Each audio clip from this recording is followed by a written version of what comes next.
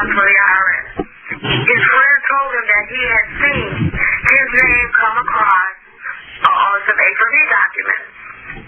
And I guess they talked for a minute because I guess the guy wanted to really recognize what he knew and what he didn't know and what he could tell him. He recognized, he told me he was an SPC. And they were talking, he said, you're on the right track. He said, however, if your documentation is not complete, he said, when you fill it out like you've been filling it out, except for it needs stamps on it, which means you need to put $1 stamps on it if it's below 6 figures. If there's 2 on the front, 2 on the back. It needs to be, well, he didn't tell him this, it came out in a later meeting, it needs to be 3 times the amount. That covers the principal, the surety, and the underwriting. You have the addresses that you sent it to for the IRS, which is the Albany, Utah, the Covington, Kentucky, and the one in 1500 Pennsylvania, Washington, D.C. The understanding that I'm getting is that the process is that Albany, Utah is the proofreader. If your documents are not in order, they don't move on. If they are, then they do. If they don't move on, that means they're thrown away. Now, if it is above 6 figures or above, then you need to place 5 stamps on them, but the denomination needs to be the $4.90 stamp. So those mean something. And that is supposed to be what you're putting 5 $1 stamps. If it is below 6 figures. Okay, and are they signed? Yes, they are. You sign through, because I looked at them, the $1 stamps are already yellow, so you use purple ink. I don't know what the $4.90 stamps are. Why purple? Because so you can see the name, and everything needs to be legible. You know how sometimes you sign your signature, and it looks like nobody duplicated or whatever. It needs your signature, first, middle, and last name need to be legible everywhere on every document. What if your signature is naturally not legible? Then it depends upon that clerk. They go in the circular file. Yep. They put it in the circular file. So, but what you're doing is putting it under the UPU with stamps. Yep. Okay, so they can't put it, and if you're sending it under negative averment, if you're sending it under notary presentment, you can't put it in a circular file. They're not moving it. They would have to. They're not moving, and that's my understanding is they're not moving it on. If you put it under, if you're doing a notary presentment, and you're using the UPU, and you're filling out your paperwork, yep. The reason why they would have to move it is because you have a copy of it that now the postal service will take it into international copy. Now, I understand what you're saying, truly I do, and I understand that, we do need to have some kind of enforcement because also my understanding is these are clerks. They may as well be doing what I'm doing, being a cashier at the Home Depot. So you're not going to, so in other words, I think what it is, we're dealing with people who don't truly know. Because if you go into the post office and ask them what the UPU is, 9 times out of 10, they don't know what you're talking about because I already asked them. They didn't know what the Universal Postal Union was. So these are just clerks. And they're just taking these and sticking them in a circular file. And if they're not sticking them in a circular file, they must be putting them off to the side and getting to them when they get to them. And can you imagine how many they got to get to? But you said file stamps. What are the locations? Of what? The file stamps that you're putting on. Okay. On the front, you put one towards the top where you put like the acceptance for value statement. Then towards the top on the right side. On the front, on the part where you put the money order on the coupon part, it goes down at the bottom right-hand corner.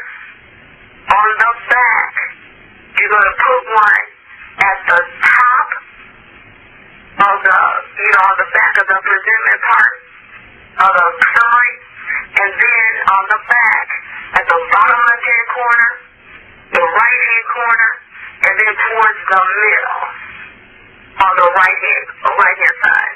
The one that triangle on the back. I'm sorry?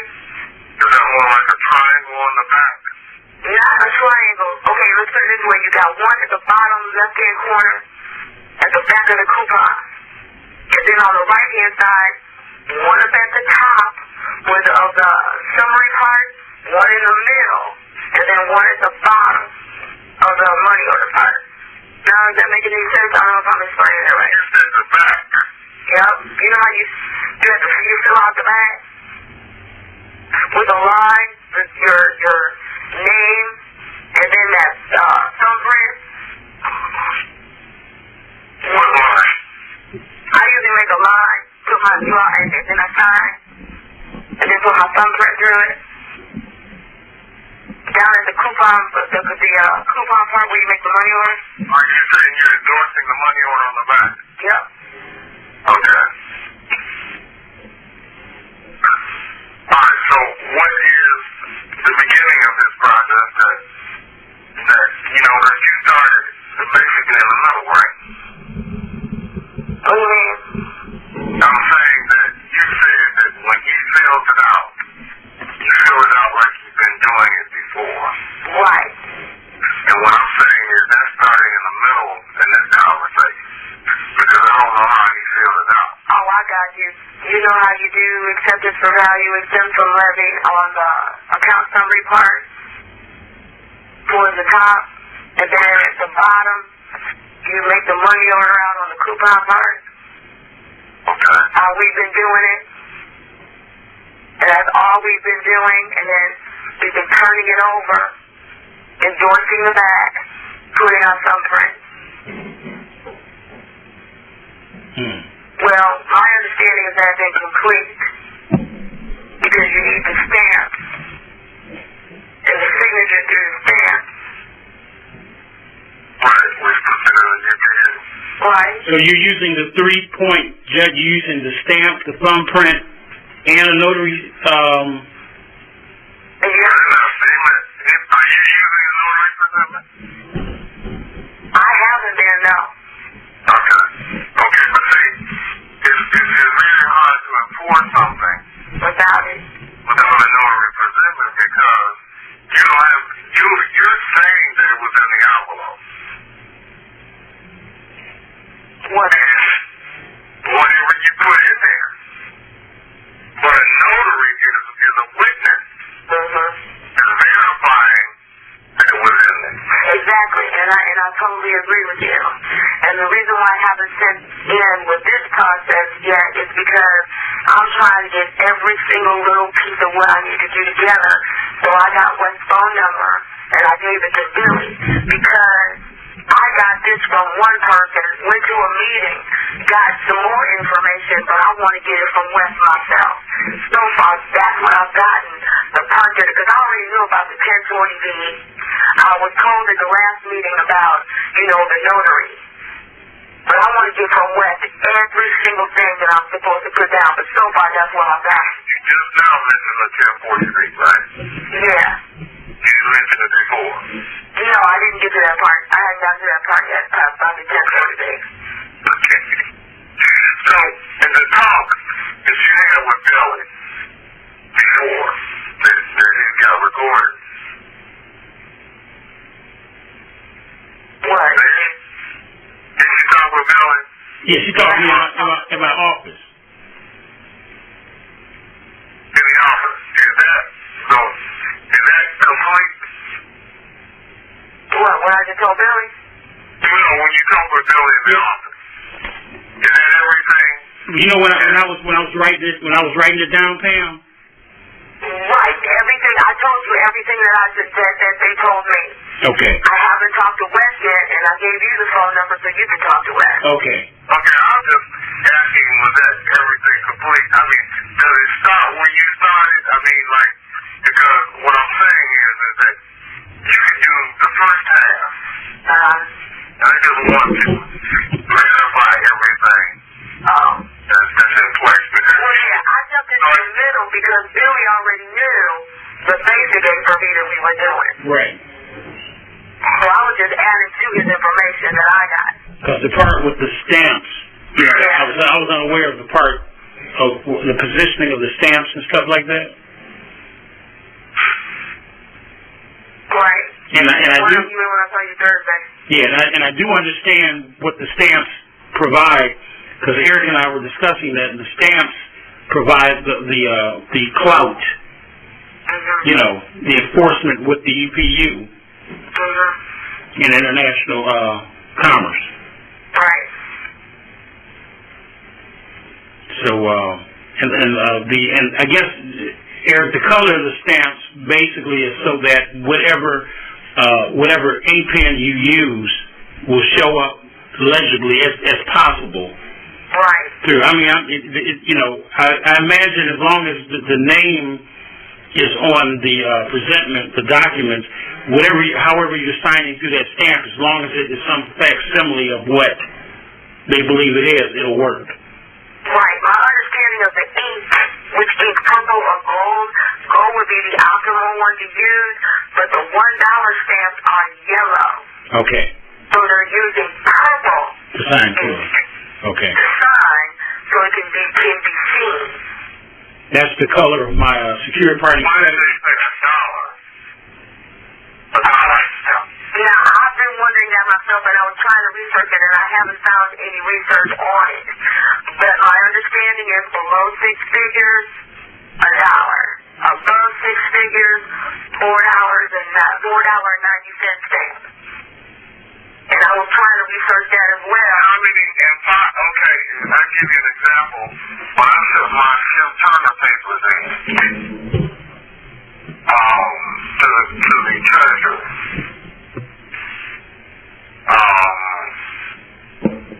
I used 5 $4.90 stamps on the lower left-hand corner. Okay.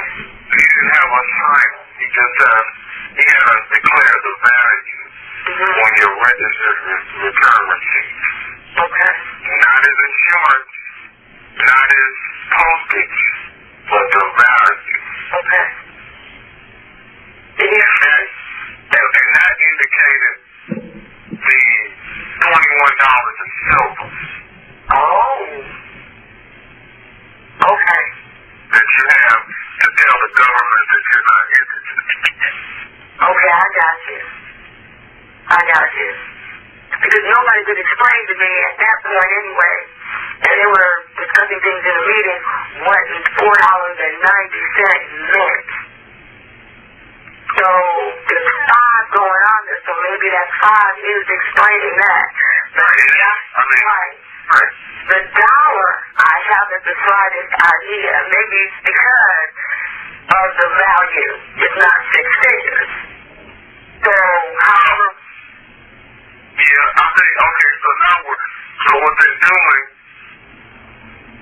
is they're interchanging things, and I guess that's what people aren't catching. Because the UPU is only requesting a 3-cent stamp or a 2-cent stamp. Okay. Okay? But now you're putting value to it. Now we need to really find out what the dollar value means. Right. Because I already understand the $21 ago. So actually we're only doing $5. Right? $5 and $1 stamps? On the one under 6 figures. Right. So either there's a meaning. We need to, that's one of the questions we need to answer. Is there a meaning, or is it something that they're just saying because of the color of the stamp? Well, I believe that there's a meaning behind the denomination of the stamp, depending on how much money you're trying to offset. But the color of the pen has got to do with the color of the stamp. But there is another the denomination. I think it's $18 and some change. They didn't get to that in the meeting yet either. Because that's why I wanted to research what denominations of stamps mean. You can't find it anywhere. Because I can't. There's an $18 something cent stamp. Well, I mean, that's what happened to the $21 of Tim Turner. Okay, so I'll go to check. Now, there might be something out here. I mean, not that it's that important, I don't know how much, I mean, for conversational purposes, I mean, if we know it, and that's the way the process is working, I mean, I'm not going to question. All right. Hold on a second. That's interesting. Yeah, it is. It is very interesting. Because see, I held off on getting the $4 stamps and stuff, right. So I got clarification because I'm gonna need 5. Okay. At least for one document. You know what I'm saying? I had already spent the $30 on the one. Because I knew that I mean, you know, your little regular utility bills and stuff like that. The $1 stamp, but you know, I was holding off on the $4.90. Now I know I need to go get the $4.90 because it does not. In your statement, I didn't catch whether they said what the amount you fill out the thing for. 3 times the amount. But see, I'm trying to get clarification on that too. 3 times the amount. The law is that you at least have to double it. Okay. You know, when you put everything in presentment, the law is that the banker's law, if you double it, the bill is paid. That's international commerce. You know, what you're doing probably with the 3 times is including the transaction fee for the treasurer. Okay. And it was explained to me that 3 times is the principal, the surety, and the underwriting. Well, I don't know where that's coming from. Because I was just listening to Tim Turner last night, and when you're dealing with the A4E, and I think, I don't know, I'm looking at it like a lot of people are getting confused about certain things. Because there's only so many entities in this whole thing. Right. You've already, well, I guess, you know, from the way he's doing his paperwork, you've already done your indemnity bond, you've already done your private set-off bond, you've already done your BC bond. Each situation. You know, once you get your BC bond mature, you have another 2 bonds that you have to put in place and charge at your account. You know that? Yeah. Billy, are you there? Yeah, I'm still here. Okay. Okay. I'm trying to get up. I'll see you. But,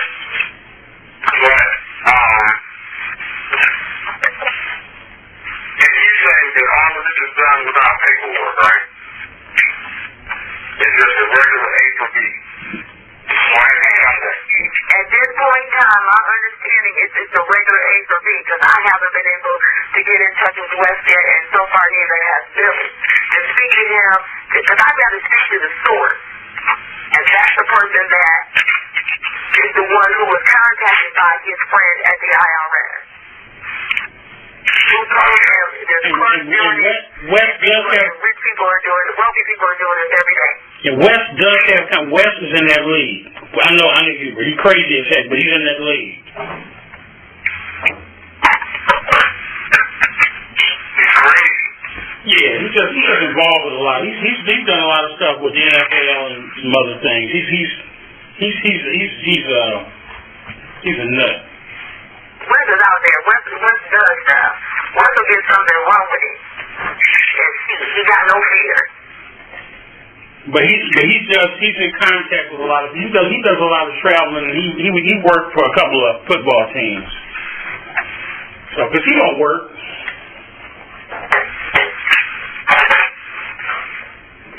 I ain't never seen Wes do a job. All he does is put bands together. Man, they fail, he put another band together. I mean, he drives a Hummer and a couple other things. He's doing something that he ain't telling folks. Yeah. Why would he reveal this? I don't know. At the time when I met him, he probably thought it was beyond folks anyway.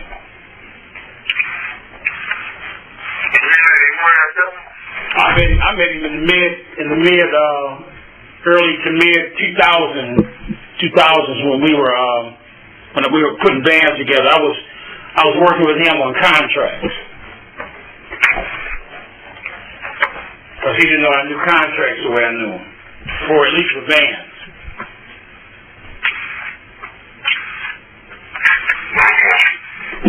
And so, Pam, you're waiting on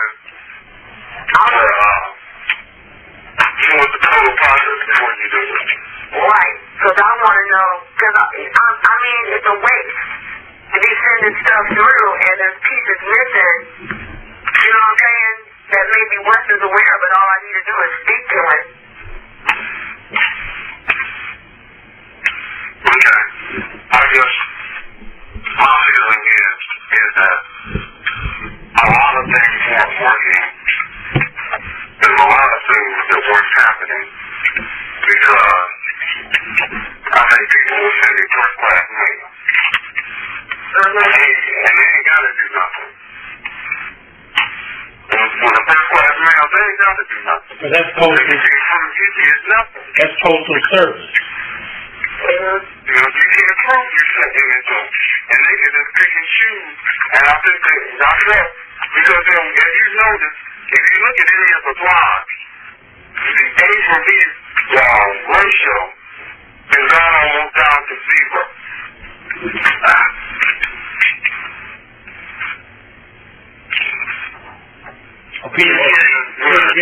People getting stuff done. Nobody is getting rid of it. I haven't seen a successful A from B in 6 to 8 months. We've had a couple here. I'm just saying of people talking about them online. I'm not saying that they're not getting them. I think the ratio has gone way down. Because the presence and the sensitivity has picked up on this, and I guess the people that are controlling it are putting more blocks in the way. What they're saying is that if they don't have to do it, and if it comes in a first-class envelope, possible. Right. Right. Now, somebody did put my coattail a while ago that they do look at that zip code. They look at the zip code that it's coming from. I was told that if you get, like, a mailbox, you should get a mailbox so the stuff is not coming to your home, that it should be at a high-end zip code. So for why high-end zip code? The understanding that I got was that the people who are getting ready to do this every single day, that know the process, live in high-end zip codes. So I'm not trying to put East Cleveland zip code. I'm trying to put Pepper Pie, Moreland Hill, Hudson Valley zip code. Well, I wonder if you should use one at all. Now that's a question too. You should use one at all. You're sitting here now the message you don't need one. And you're spelling out everything. The only reason you use the zip code is because the postal service, when you put it in federal territory, that's one of their requirements. If you don't spell out everything. Again, that's why you put it in brackets. Again, when when you read the Buck Act of the United States of America, small u, you find that the zip code is the basic way they track their accounting. Because if your account moves, they need to track it. Right. So if the Social Security number was... What account? Huh? What account? You said what account? Yeah. The Social Security number is an account number. Okay. It's an account number. It's the account that they gave you. You didn't give yourself that number. Right. I'm referring to something I was listening to last night. That's why I asked you what account number because. Right. That account was given to us by the Social Security Administration under. And he was. You know, the reason why I said that is because what you were saying is that they're recognizing the private account about the zip code. Yeah. Without the dash. Right. That's your exemption number. Right. That's the exemption number, but your account number that's visible in the public is the Social Security number. And then there's different things that they do with that Social Security number depending on how they divide it up. Because you could use 2 numbers and a dash, and then the rest of the numbers you can use 3 numbers, dash, 2 numbers, then the dash and 4 numbers. It depends on what you're doing with the account number. But listen to Tim Turner number 9. Okay. In seminar. Yeah. He breaks a lot of that down. Okay. Matter of fact, I was really impressed with number 9 last night. I listened to it until about 1 o'clock last night. You said number 9. Pam, do you have those? In the series. Yeah. The one that I'm sending out. Right. His seminar. Okay, I got it, yeah. Number 9 is going to cover the bonds. Okay. Because I had to do a refresher course on the bonds, dealing with the indemnity and the private sale bond. Yeah, I just put together a whole manual. I put together his book. I put together sections 1 through 5, and now I'm trying to, get all the MP3s or the CDs together. I just finished doing that. I finished doing that a little bit yesterday when I was waiting on my realtor to get to the coffee shop.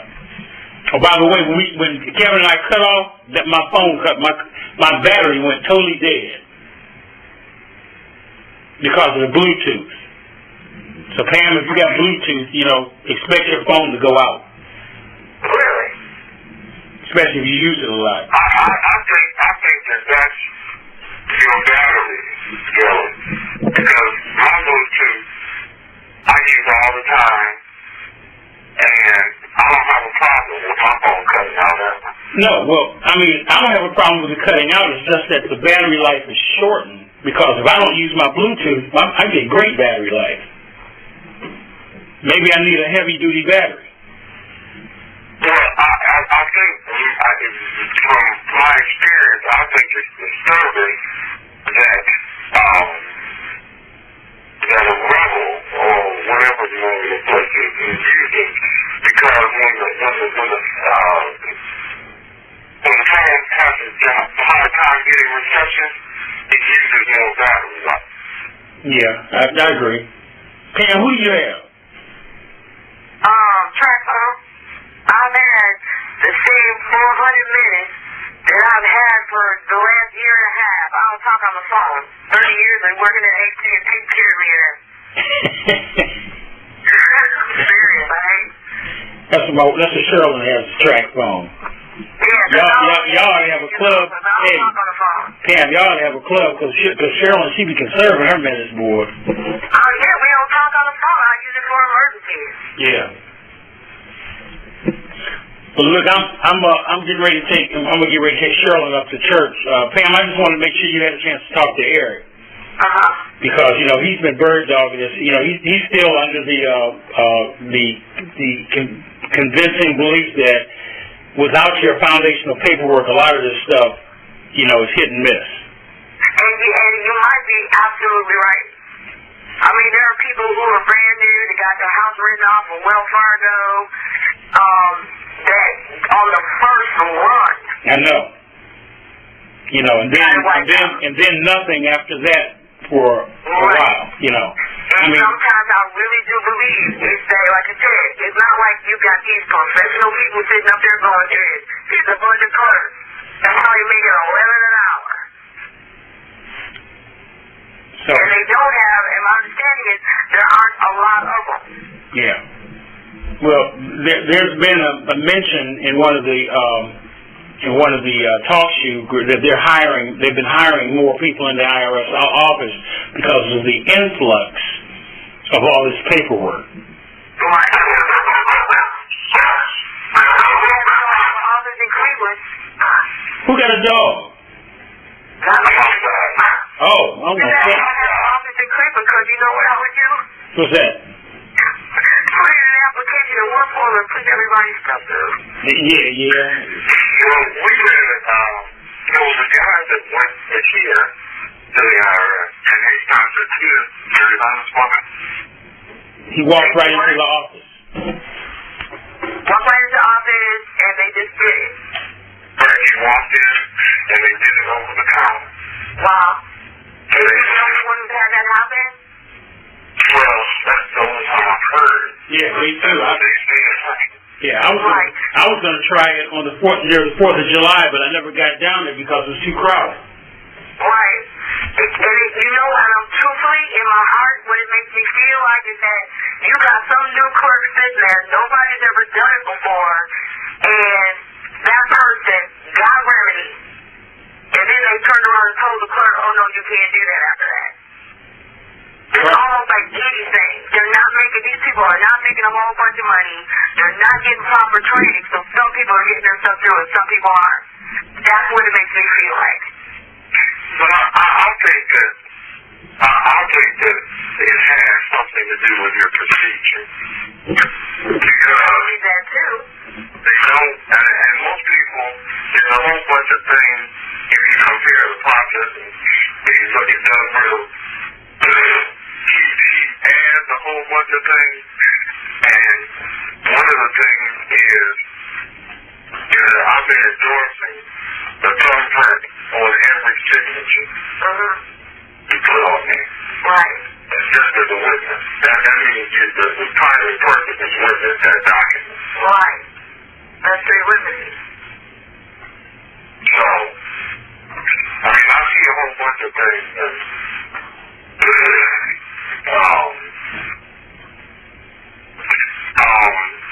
do I have your email address? Yeah, mine. Okay. Well, what I'm going to do is send you out a certified copy of my annual newsletter. Okay. And what I'm looking at is I'm not trying to leave any holes, regardless of who gets the document. Right. Okay?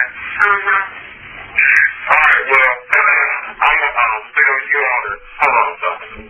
Okay. I'm going to wait on you all to talk to this guy to see what He was, yeah. And then we'll go from there. Yeah, because maybe there's some pieces that have to just be put in place.